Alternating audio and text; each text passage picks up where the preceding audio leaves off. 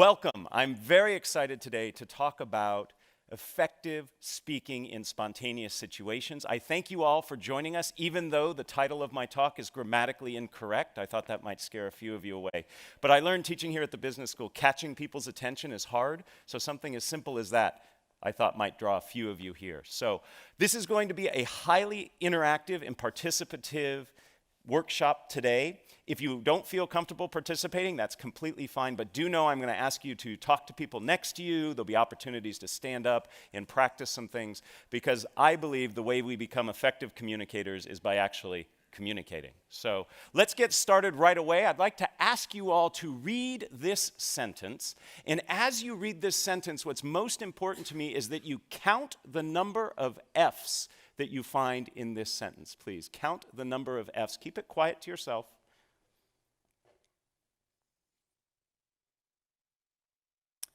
Give you just another couple seconds here.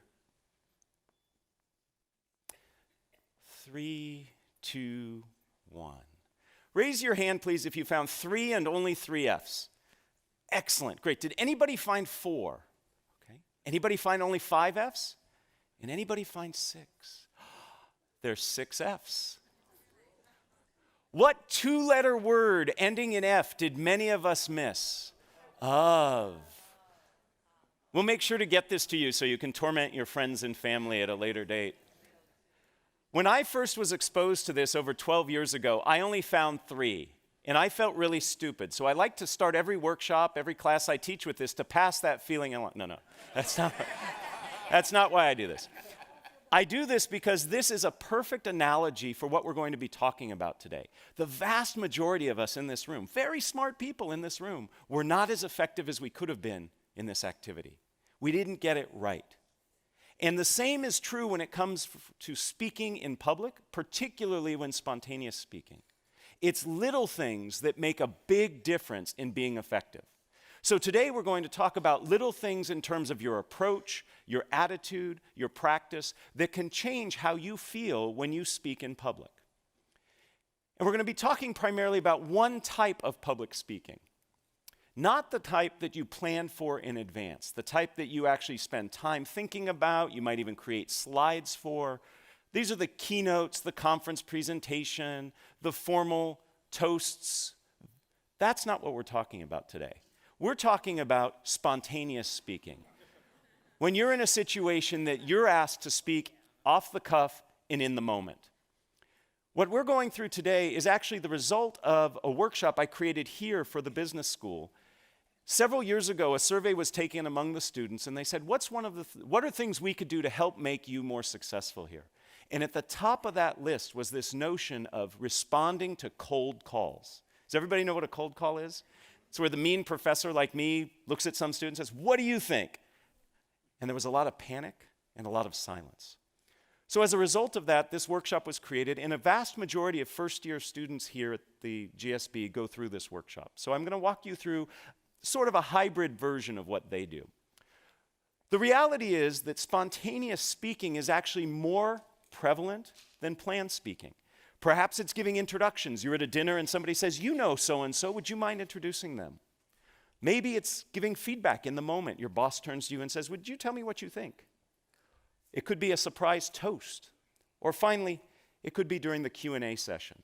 And by the way, we will leave plenty of time at the end of our day today for Q&A. I'd love to hear the questions you have about this topic or other topics related to communicating.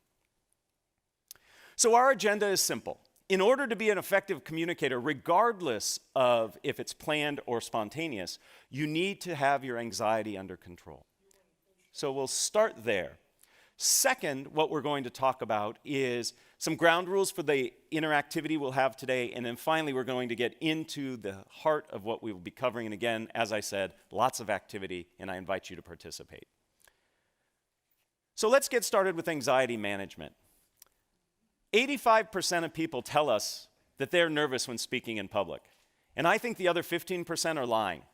Okay? We could create a situation where we could make them nervous too. In fact, just this past week, a study from Chapman University asked Americans, what are the things you fear most? And among being caught in a surprise terrorist attack, having your identity stolen, was public speaking. Among the top 5 was speaking in front of others. This is a ubiquitous fear and one that I believe we can learn to manage. And I use that word manage very carefully because I don't think we ever want to overcome it. Anxiety actually helps us. It gives us energy, helps us focus, tells us what we're doing is important, but we want to learn to manage it.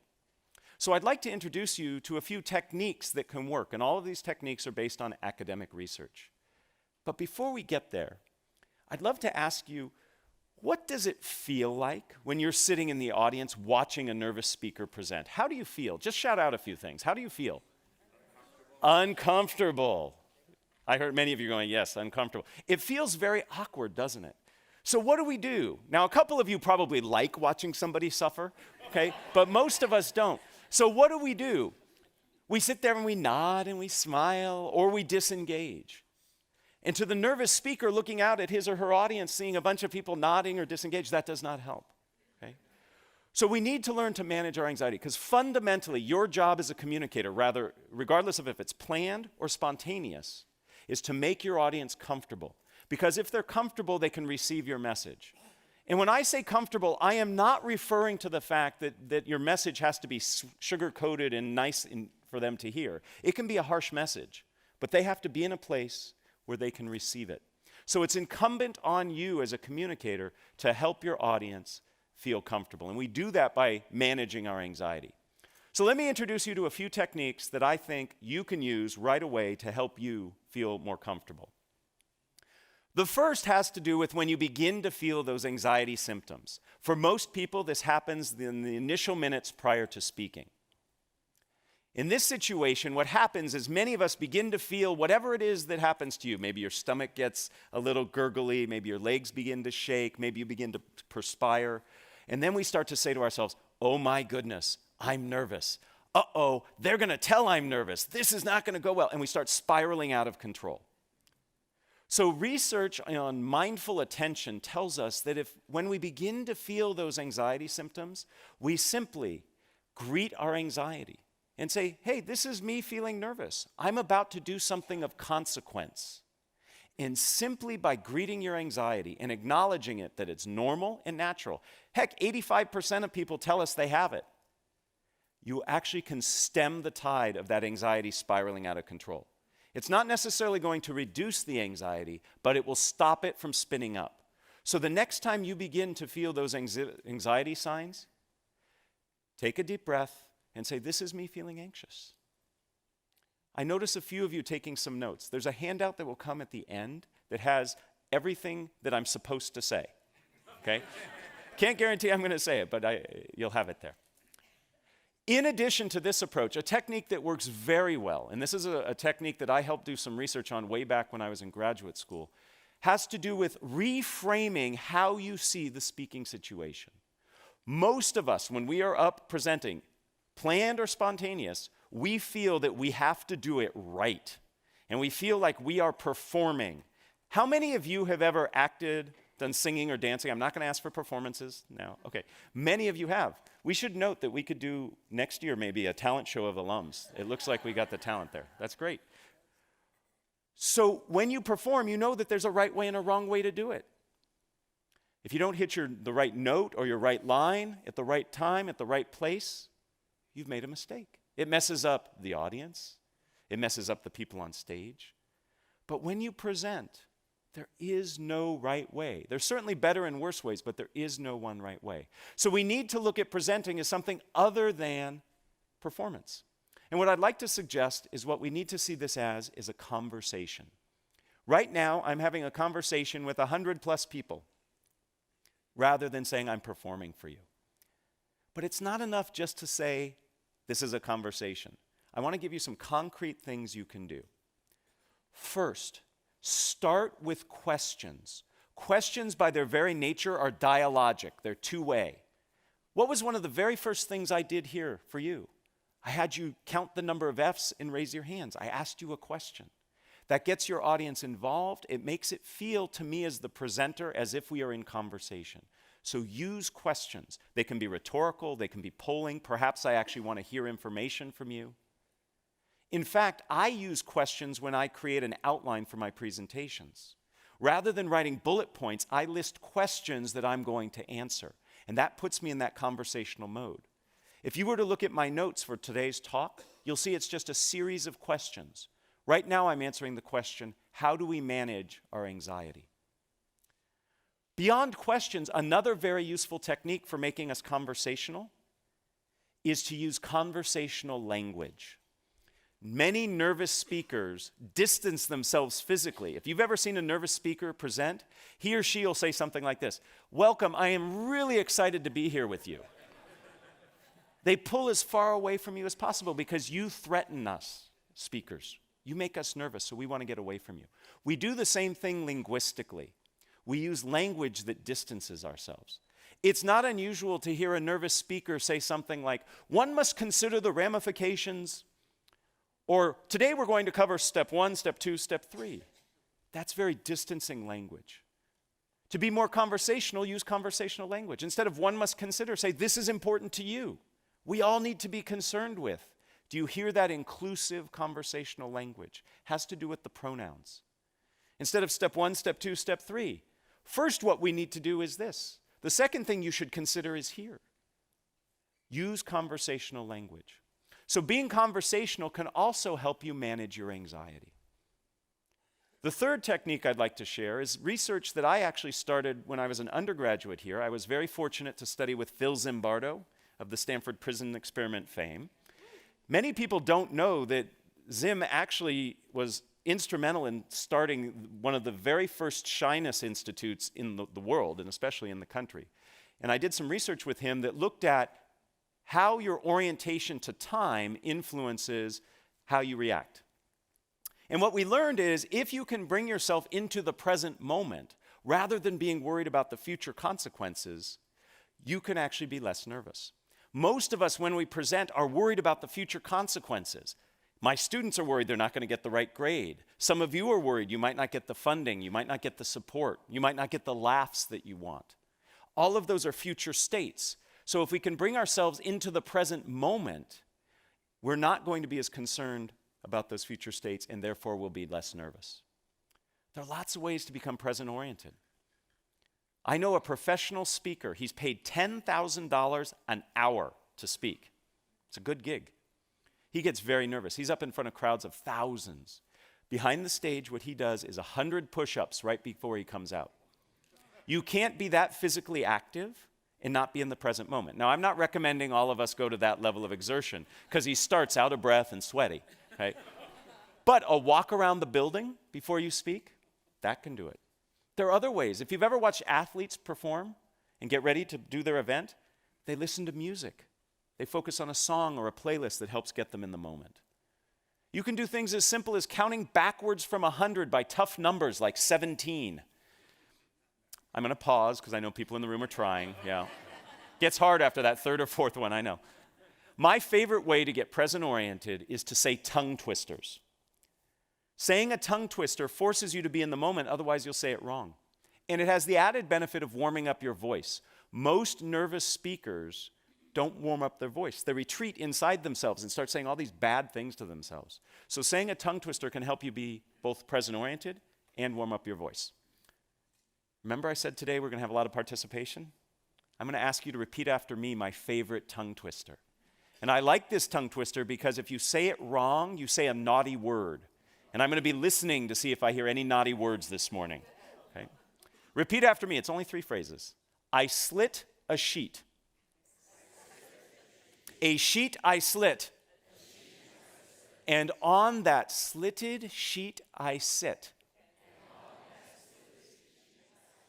Oh, very good. No shits. Excellent. Very good. Now, in that moment, you weren't worried about, I'm in front of all these people, this is weird, this guy's having me do this. You were so focused on saying it right and trying to figure out what the naughty word was that you were in the present moment. That's how easy it is. So it's very possible for us to manage our anxiety. We can do it initially by greeting the anxiety when we begin to feel those signs. We can do it when we reframe the situation as a conversation, and we do it when we become present-oriented. Those are 3 of many tools that exist to help you manage your anxiety. If you have questions about other ways, I'm happy to chat with you. And at the end, I'm going to point you to some resources that you can refer to help you find additional sources for you. So let's get started on the core part of what we're doing today, which is how to feel more comfortable speaking in spontaneous situations. Some very simple ground rules for you. First, I'm going to identify 4 steps that I believe are critical to becoming effective at speaking in a spontaneous situation. With each of those steps, I'm going to ask you to participate in an activity. None of them are more painful than saying the tongue twister out loud. They may require you to stand up, they might require you to talk to the person next to you, but none of them are painful. And then finally, I'm going to conclude with a phrase or saying that comes from the wonderful world of improvisation. Through the continuing studies program here at Stanford, for the past 5 years, I have co-taught a class with Adam Tobin. He is a lecturer in the creative arts department. He teaches film and new media, and he's an expert at improv. And we've partnered together to help people learn how to speak more spontaneously. We call it improvisationally speaking. And Adam has taught me wonderful phrases and ideas from improv that I want to impart to you that really stick. That's why I'm sharing them with you, to help you remember these techniques. And again, at the end of all this, you'll get a handout that has this listed. So let's get started. The very first thing that gets in people's way when it comes to spontaneous speaking is themselves. We get in our own way. We want to be perfect. We want to give the right answer. We want our toasts to be incredibly memorable. These things are burdened by our effort, by our trying. The best thing we can do, the first step in our process, is to get ourselves out of the way. Easier said than done. Most of us in this room are in this room because we are type A personalities. We work hard, we think fast, we make sure that we get things right. But that can actually serve as a disservice as we try to speak in the moment. I'd like to demonstrate a little of this for you, and I need your help to do that. So we're going to do our first activity. We are going to do an activity that's called Shout the Wrong Name. In a moment, if you are able and willing, I'm going to ask you to stand. And I am going to ask you for about 30 seconds to look all around you in this environment, and you are going to point at different things. And I know it's rude to point, but for this exercise, please point. I want you to point to things, and you are going to call the things you are pointing to out loud anything but what they really are. So I might point to this and say refrigerator. I might point to this and say cat. I am pointing to anything in your environment around you. It can be the person sitting next to you, standing next to you.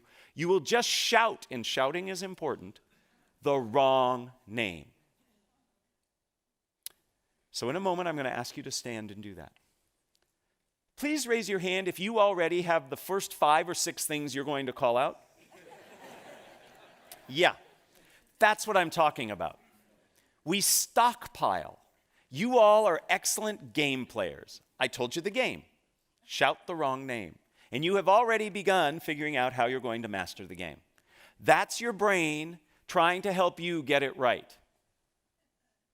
I'd like to suggest the only way you can get this activity wrong is by doing what you've just done.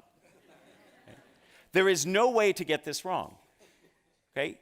Even if I call this a chair, no penalty will be bestowed upon you. Okay? Because I won't know what you were pointing at. You could have been pointing at the floor under the chair, and you called the floor the chair, and you were fine. The point is, we are planning and working to get it right, and there is no way to get it right. Just doing it gets it right. Okay, so let's try this now. We're going to play this game twice. Again, it's for 30 seconds. If you are willing and able, will you please stand up? You can do this seated, by the way, but if you're willing and able, let's stand up. Okay, in a moment, I am about to say go, and I would like for you to point at anything around here, including me. It's okay to point at me. I hope it's not a bad thing you say when you point at me, but point at different things and loudly and proudly call them different than what they are. Ready? Begin. Porcupine, California, salt shaker, car, library, tennis racket, purple, Orange. Putrid. Hello. Time.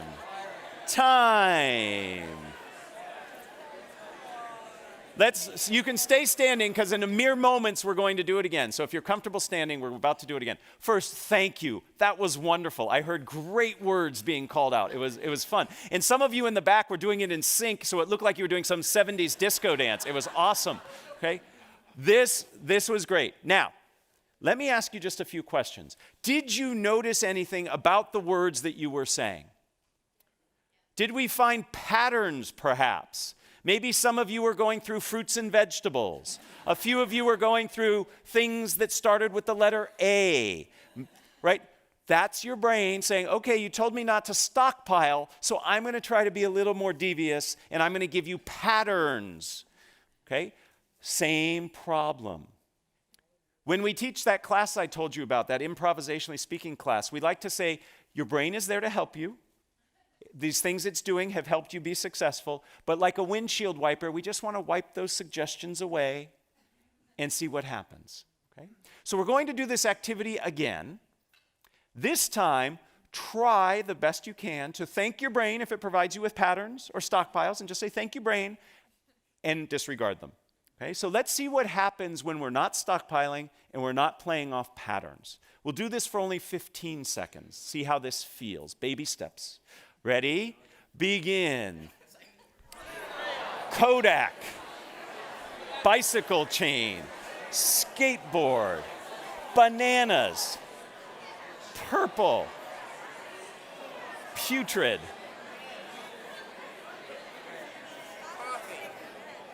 Time. Please have a seat. Thank you again. Did you notice a difference between the second time and the first time? Yes. Was it a little easier that second time? No. That's okay. We're just starting. These skills are not like a light switch. It's not like you learn these skills and then all of a sudden you can execute on them. This is a wonderful game. This is a wonderful game to train your brain to get out of its own way.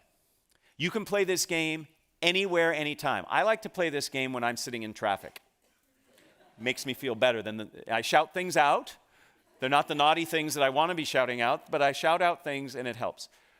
You're training yourself to get out of your own way. You're working against the muscle memory that you've developed over the course of your life with a brain that acts very fast to help you solve problems. But in essence, in spontaneous speaking situations, you put too much pressure on yourself trying to figure out how to get it right. So a game like this teaches us to get out of our own way. It teaches us to see the things that we do that prevent us from acting spontaneously. In essence, we are reacting rather than responding. To react means to act again. You've thought it and now you're acting on it. That takes too long and it's too thoughtful. We want to respond in a way that's genuine and authentic. So the maxim I would like for you to take from this, and again, these maxims come from improvisation, is one of my favorite: dare to be dull. And in a room like this, telling you dare to be dull is offensive, and I apologize. But this will help. Rather than striving for greatness, dare to be dull. And if you dare to be dull and allow yourself that, you will reach that greatness.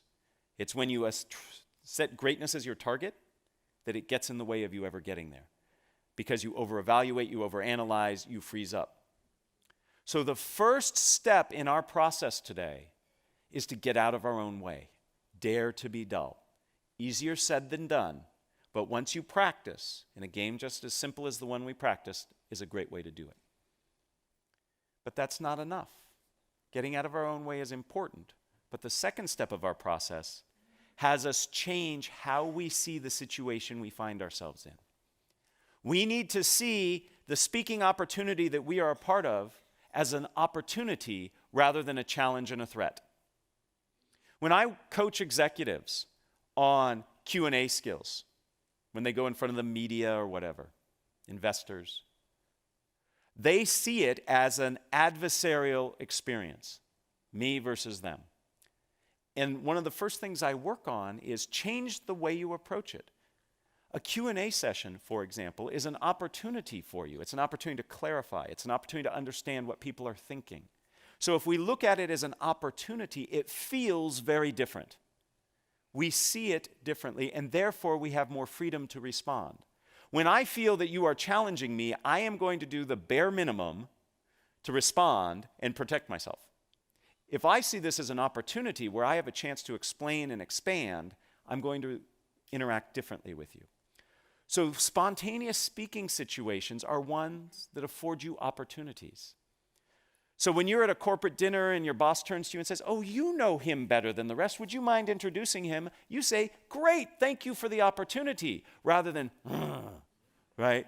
I better get this right. So see things as an opportunity. I have a game to play to help us with this. This is a fun one. The holidays are approaching. We all in this room are going to give and receive gifts. Here's how this game will work. It works best if you have a partner. So I'm hoping you can work with somebody sitting next to you. If there's nobody sitting next to you, you turn around, introduce yourself, great way to connect. If not, you can play this game by yourself. It's just a little harder and you can't do the second part of the game. So after I explain the game, this gives you a chance to get to know somebody. Here's how it works. If you have a partner, you and your partner are going to exchange imaginary gifts. Okay? Pretend you have a gift. It can be a big gift, it can be a small gift. And you will give your gift to your partner. Your partner will take the gift and open it up and will tell you what you gave them. Because you just gave them a gift. So you are going to open up the box and you're going to look inside and you are going to say the first thing that comes to your mind in the moment, not the thing you have all just thought of. Or the thing after that. Remember what we talked about before? That still plays. That's still in play. Okay, you're stockpiling. Look in there. My favorite that I said, somebody gave me a gift during playing this game. I looked inside and I saw a frog leg. I don't know why I saw a frog leg, but that's what I said. That's the first part of the activity. Now, the opportunity is twofold in this game. The opportunity is for you, the gift receiver, to name a gift. That's kind of fun. That's an opportunity. It's not a threat. But the real opportunity is for the gift giver, because the gift giver then has to say, so you look and you say, "Thank you for giving me a frog's leg," and the person will look at you and say, "I knew you wanted a frog's leg because..." So whatever you find, the person who has received it is going to say, "Absolutely, I'm so glad you're happy. I got it for you because..." So you have to respond to whatever they say, right? What a great opportunity. Now, some of you are sitting there going, "Oh, that's hard. I don't want to do it. I'm going to make a fool out of myself." Others of you are, if you're following this advice, are saying, "What a great opportunity," right? So the game again is played like this. You and your partner will each will exchange a gift. One will start, then the other will follow. The first person will give a gift to the second person opens the box, however big the box is, and if the box is big and you find a penny in it, perfect, doesn't matter. If the box is heavy and you find a feather in it, fine, there's no way to get it wrong, okay? Whatever's in the box is in the box. You can return it and get what you wanted later, okay? The person, then, you will name it, you will say, "Thank you for the," whatever you saw in the box. The person who gave it to you will say, "I'm so glad you're excited. I got it for you because..." And you will give a reason that you got them whatever they decided you gave them. Make sense? All right. So very quickly, just in 5 seconds, find a partner if you're willing to do this with a partner. Everybody have a partner? Okay.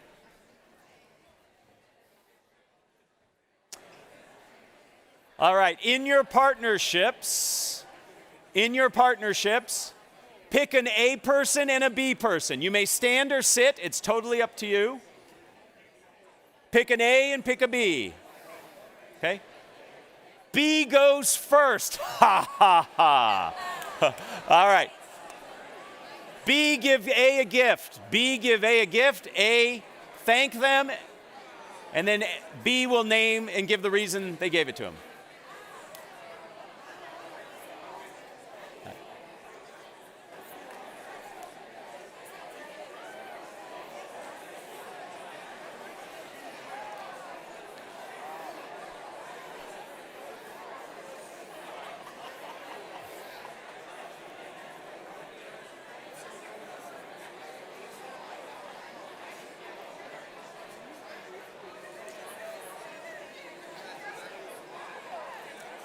If you have not switched, switch please. If you have not switched, switch please.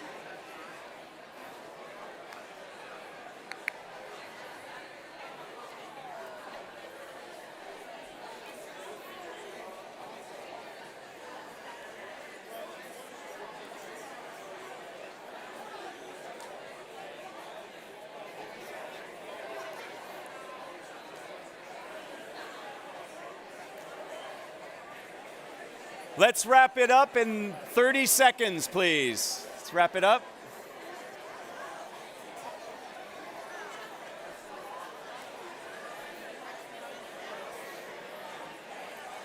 All right, if we can all have our seats.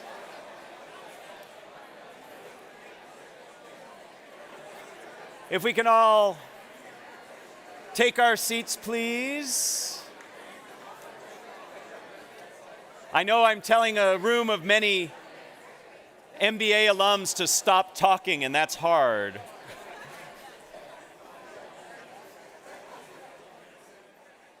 All right, ladies and gentlemen, did you get what you wanted? Pretty neat, huh? You always get what you want. Now, for some of you, this was really hard because you were really taking the challenge and not seeing what was in the box until you looked in there. Okay? Was anybody surprised by what you found in the box? What did you find, sir? What was in the box? What?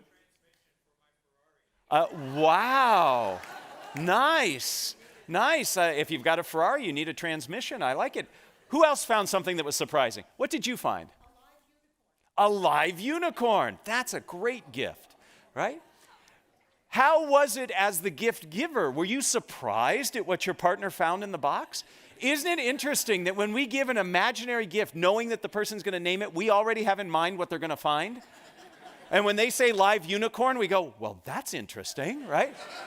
So the point of this game is to, one, remind ourselves we have to get out of our own way, like we talked about before, but to see this as an opportunity and to have fun. I love watching people play this game.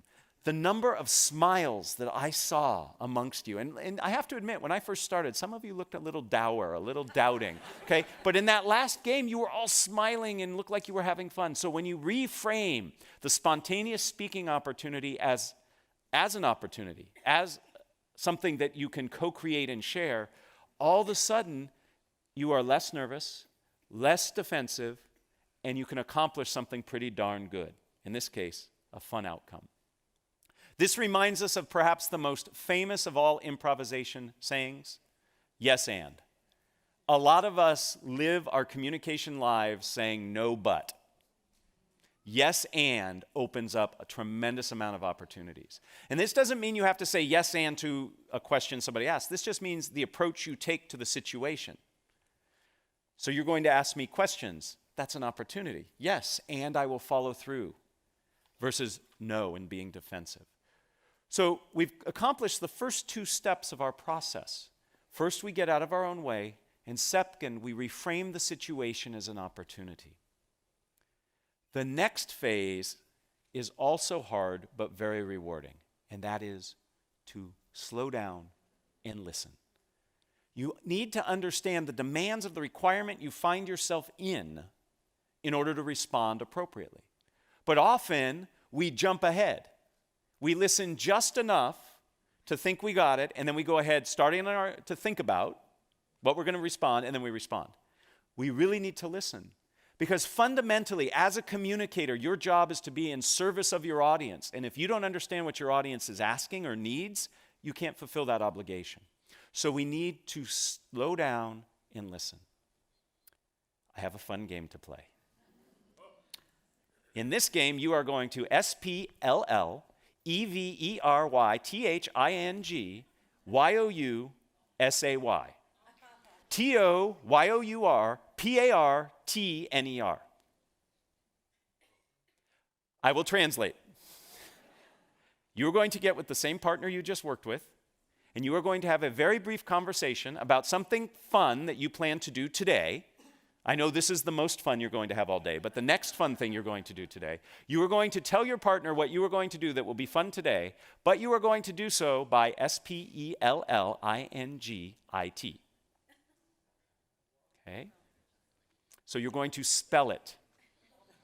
It's okay if you are not a good speller. Okay?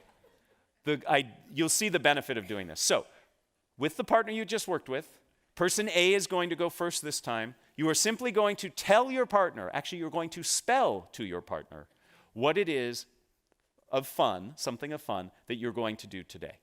Okay? Do what you were really going to do for fun and not do things like FEEDTHECAT, right? Just because you don't want to spell, right? So, you can use big words. All right, 30 seconds each. Spell to your partner something fun that you're going to do today.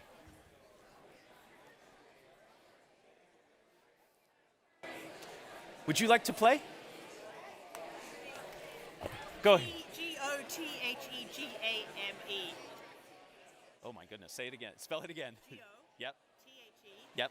G-A-M-E. EXCELLENT. IHOPETHAT THEYWIN.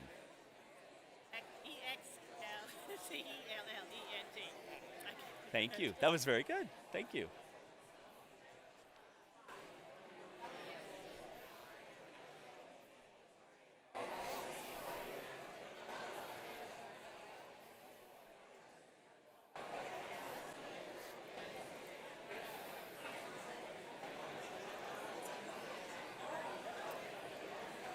If you have not switched, switch. Take 30 more seconds with the new partner spelling.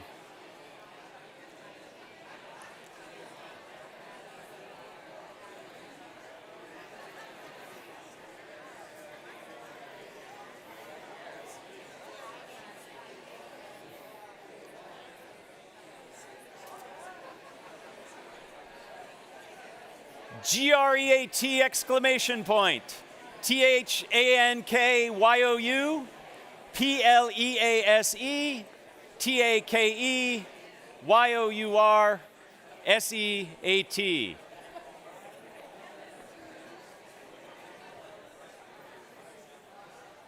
So what did we learn? What did we learn? Besides that we're not so good at spelling. You have to pause between the words. How did this change your interaction with the person you were interacting with? What did you have to do? Focus and listen. And you can't be thinking ahead. You have to be in the moment. When you listen and truly understand what the person is trying to say, then you can respond in a better way, a more targeted response. We often don't listen. So we start by getting out of our own way. We then reframe the situation as an opportunity. Those are things we do inside our head. But in the moment of interacting, we have to listen first before we can respond to the spontaneous request. Perhaps my most favorite maxim comes from this activity. Don't just do something, stand there. Listen, and then respond. Now, how do we respond? That brings us to the fourth part of our process. And that is, we have to tell a story. We respond in a way that has a structure. All stories have structure. We have to respond in a structured way. The key to successful spontaneous speaking, and by the way, planned speaking, is having a structure. I would like to introduce you to two of the most prevalent and popular and useful structures you can use to communicate a message in a spontaneous situation. But before we get there, we have to talk about the value of structure. It increases what is called processing fluency, the effectiveness of which or through which we process information. We actually process structured information roughly 40% more effectively and efficiently than information that's not structured. I love looking out in this audience because you will remember, as I remember, phone numbers. When you had to remember them if you wanted to call somebody. Okay, young folks today don't need to remember phone numbers. They just need to look at a picture, push a button, and then the voice starts talking on the other end. 10-digit phone numbers, it's actually hard to remember 10-digit phone numbers. How did you do it? You chunked it into a structure, 3, 3, and 4. Structure helps us remember. The same is true when speaking spontaneously or in a planned situation. So let me introduce you to 2 useful structures. The first useful structure you have probably heard or used in some incarnation. It is the problem, solution, benefit structure. You start by talking about what the issue is, the problem. You then talk about a way of solving it, and then you talk about the benefits of following through on it. Very persuasive, very effective. Helps you as the speaker remember it, helps your audience know where you're going with it. When I was a tour guide on this campus many, many, many years ago, what do you think the single most important thing they drilled into our head? It took a full quarter, by the way, to train to be a tour guide here. They used to line us up at one end of the quad and have us walk backwards straight, and if you failed, you had to start over. To this day, I can walk backwards in a straight line because of that. As part of that training, what do you think the most important thing they taught us was? Never lose your tour group. I'm not joking. Never lose your tour group. The same is true as a presenter. Never lose your audience. The way you keep your audience on track is by providing structure. None of you would go on a tour with me if I said, "Hi, my name's Matt, let's go."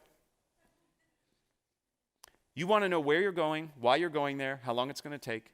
You need to set expectations, and structure does that. Problem, solution, benefit is a wonderful structure to have in your back pocket. It's something that you can use quickly when you're in the moment. It can be reframed so it's not always a problem you're talking about. Maybe it's an opportunity. Maybe there's a market opportunity you want to go out and capture. It's not a problem that we're not doing it, but maybe we'd be better off if we did. So it becomes opportunity, solution, which are the steps to achieve it, and then the benefit.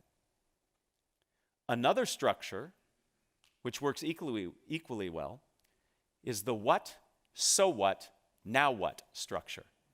You start by talking about what it is. Then you talk about why it's important, and then what the next steps are. This is a wonderful formula for answering questions, for introducing people. So if I'm in the moment somebody asks me to introduce somebody, I change the what to who. I say who they are, why they're important, and what we're going to do next. Maybe listen to them, maybe drink our wine, whatever, right? What, so what, now what? The reality is this: when you are in a spontaneous speaking situation, you have to do 2 things simultaneously. You have to figure out what to say and how to say it. These structures help you by telling you how to say it. If you can become comfortable with these structures, you can be in a situation where you can respond very ably to spontaneous speaking situations. We're going to practice, because that's what we do. Here's the situation. Is everybody familiar with this child's toy? It's a Slinky. Okay? You are going to sell this Slinky to your partner using either problem, solution, benefit, or opportunity, solution, benefit. What does the Slinky provide you? Or you could use what, so what, now what? What is it? Why is it important? And the next steps might be to buy it. Okay? So by using that structure, see how already it helps you? It helps you focus. Get with your partner. And we're only going to have one partner sell to the other partner. Okay? So get with your partner. One of you will volunteer to sell to the other. Okay? Sell a Slinky using problem, solution, benefit, or what, so what, now what. Please begin.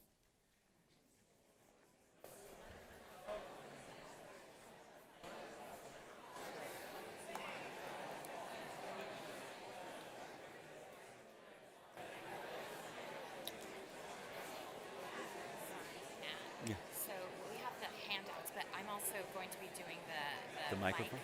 So when I debrief this, you can go ahead and pass them out. Okay, Does so that make sense? After Q&A? No, after this activity. Okay, and then after that we'll do Q&A. Correct.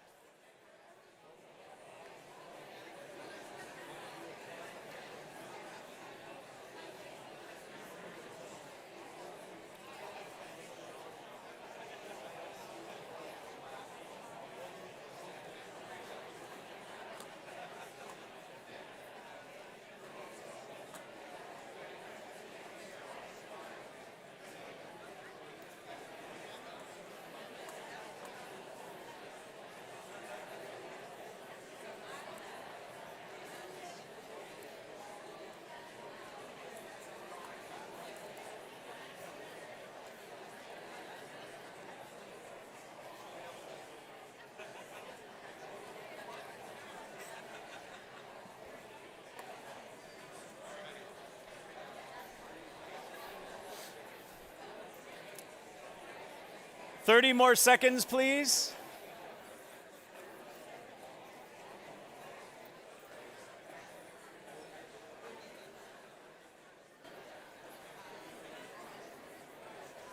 Excellent. Let's all close the deal, seal the deal. I have never seen more people in one place doing this at the same time. I love it. I teach people to gesture and gesture big. It's great. I love it.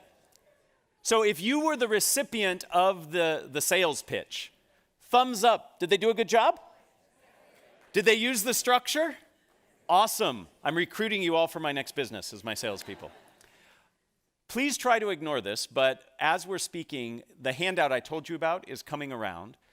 On the back of that handout, you are going to see a list of structures, the two we talked about and several others, that can help you in spontaneous speaking situations.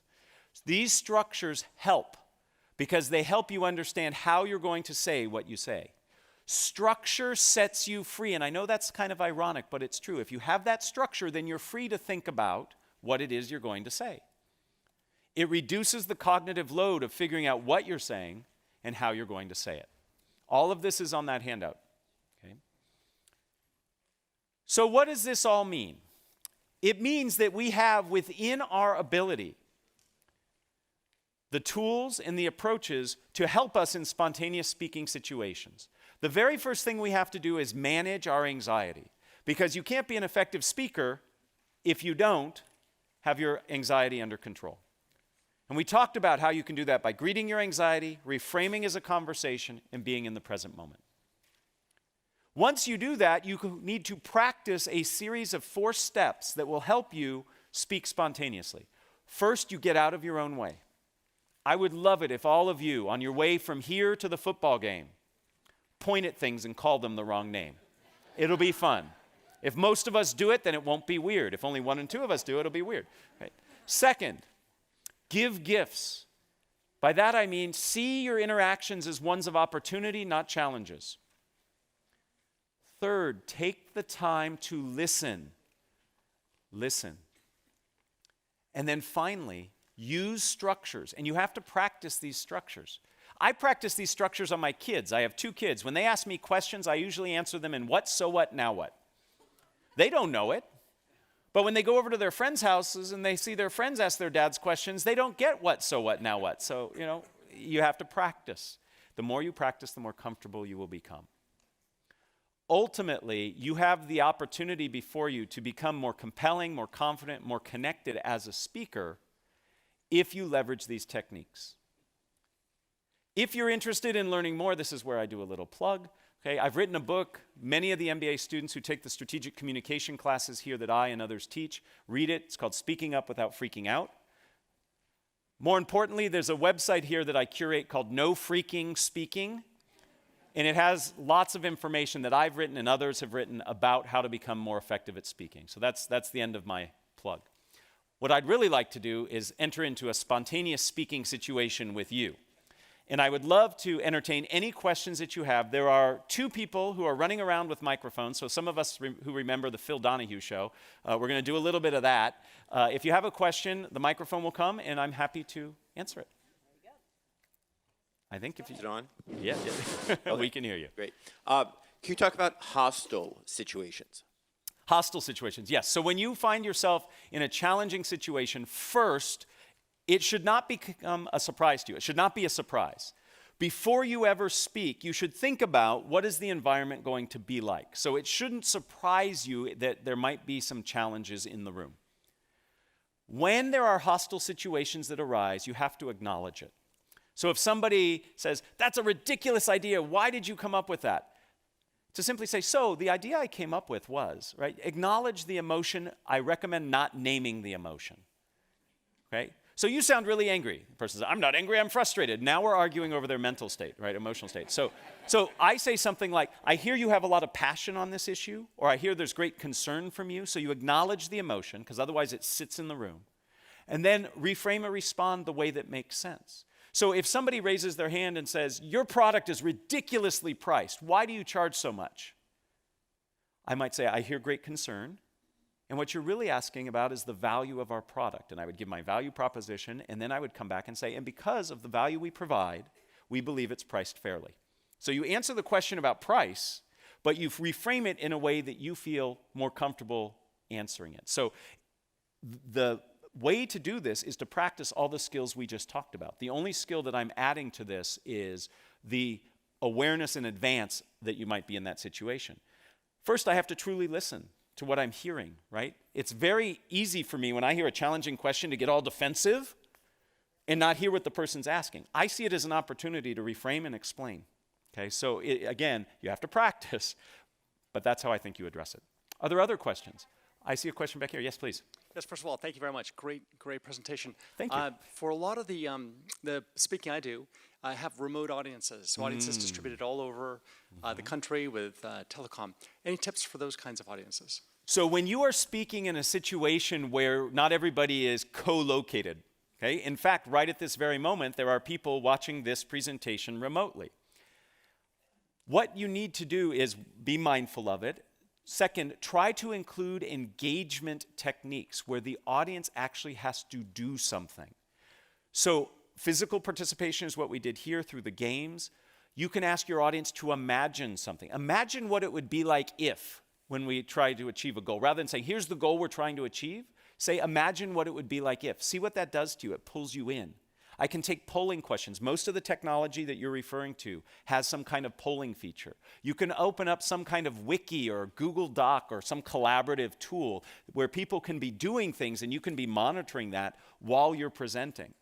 So I might take some breaks. I talk for 10, 15 minutes and say, okay, let's apply this and let's go into this Google Doc I've created and I see what people are doing. So it's about variety and it's about engagement. Those are the ways that you really connect to people who are remote from you. Other questions? Who you're pointing? Oh, I've got to look for where the mic is. Yes, please. This may be similar to the first question, Sure. but I do a lot of expert witness testimony. What's your recommendation for handling cross-examination, specifically? I Specifically, feel like I'm hostile being cross-examined, right? That's very hostile. So in any speaking situation that you go into that has some planned element to it, I recommend identifying certain themes that you think are important or believe need to come out. And then with each one of those themes, have some examples and concrete evidence that you can use to support it. You don't go in with memorized terms or ways of saying it. You just have ideas and themes, and then you put them together as necessary. So when I'm in a situation where people are interrogating me, I have certain themes that I want to get across and make sure that I can do that in a way that fits the needs in the moment. If it's hostile, again, the single best tool you have to buy yourself time and to help you answer a question efficiently is paraphrasing. The paraphrase is like the Swiss Army knife of communication.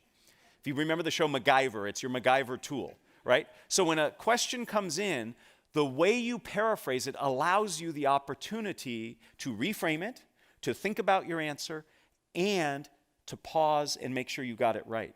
So when you're under those situations, if you have the opportunity to paraphrase, say, so what you're really asking about is X, Y, and Z, that gives you the opportunity to employ one of these techniques. Now, I've never been an expert witness because I'm not an expert on anything, but those tools, I believe, could be helpful. The microphone is back there. Thank you. Thank Yes. you so much. This has been so helpful and enjoyable this good. morning. Thank you. Would you please show the last screen so we can get down the name of the book that you've written and the information? Absolutely. Thank you.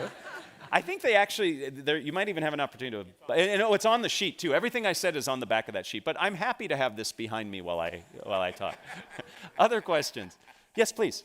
Yes, I work with groups that that represent many different cultural backgrounds. Yes. So are there any caveats, or is this a universal strategy? So in terms of, from your perspective as the speaker, I believe this applies. But whenever you communicate, part of the listening aspect is also thinking about is who is my audience and what are their expectations? So what are the cultural expectations of the audience that I'm presenting to?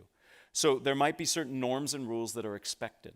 So when I travel and do talks, I have to take into account where I'm doing the presentation. So I help present in the Ignite program. And if you have not heard about the Ignite program here at the GSB, it's fantastic.